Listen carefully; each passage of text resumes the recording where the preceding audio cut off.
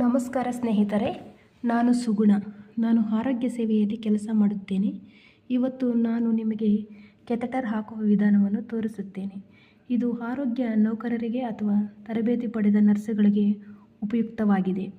ಈ ಪ್ರಕ್ರಿಯೆ ಮನೆಯಲ್ಲೇ ಸುರಕ್ಷಿತವಾಗಿ ಮಾಡಬಹುದಾದ ವಿಧಾನವಾಗಿದೆ. ಆದರೆ ನಿಖರವಾಗಿ ಮತ್ತು ಸ್ವಚ್ಛತೆಯಿಂದ ಮಾಡುವುದು ಬಹಳ ಮುಖ್ಯ. ಅವಶ್ಯಕ ವಸ್ತುಗಳು. ಈ ಪ್ರಕ್ರಿಯೆ ಆರಂಭಿಸುವ ಮೊದಲು ಈ ವಸ್ತುಗಳು ಅಗತ್ಯವಿದೆ: sterile catheter, lubricate gel, sterile gloves, spirit ಅಥವಾ ಬೆಟಡಿನ್, ಸಿರಿಂಜ್, ಬಲೂನ್ ಇಂಪ್ಲಾಂಟ್ ಮಾಡಲು, sterile water, urine collection bag, underpad ಅಥವಾ ಡ್ರೇಪ್, ಕಿಡ್ನಿ ಟ್ರೇ ಅಥವಾ ವಾಯ್ಸ್ ಬೌಲ್, ಕಸದ ಬಾಕ್ಸ್. ಈ ಎಲ್ಲ ವಸ್ತುಗಳನ್ನು ಮುಂಚಿತವಾಗಿಯೇ ಸಿದ್ಧಗೊಳಿಸಿಕೊಳ್ಳಿ. ಕೆಥೆಟರೈಸೇಷನ್ ಪ್ರಕ್ರಿಯೆ, ಕೆಥೆಟರೈಸೇಷನ್ ಪ್ರೊಸೀಜರ್. ಅದು ಯಾವ ಥರ ಮಾಡಬೇಕು ಅಂದರೆ, ಫಸ್ಟು ರೋಗಿಯನ್ನು ಬೆನ್ನು ಕೆಳಗೆ ಮಲಗಿಸಿ ಕಾಲುಗಳನ್ನು ಬೇರ್ಪಡಿಸಿ ಇಡಬೇಕು. ಕೈಗಳನ್ನು ಸ್ವಚ್ಛವಾಗಿ ತೊಳೆದುಕೊಳ್ಳಬೇಕು.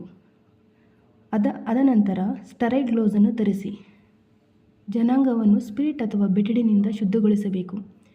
ಕೆಥೆಟರ್ ತುತ್ತಿಗೆ ಲೂಬ್ರಿಕೇಟಿಂಗ್ ಜೆಲ್ ಹಚ್ಚಿ ಕೆಥೆಟರನ್ನು ನಿಧಾನವಾಗಿ ಯುರಿತ್ರದ ಮೂಲಕ ಹಾಕಿ.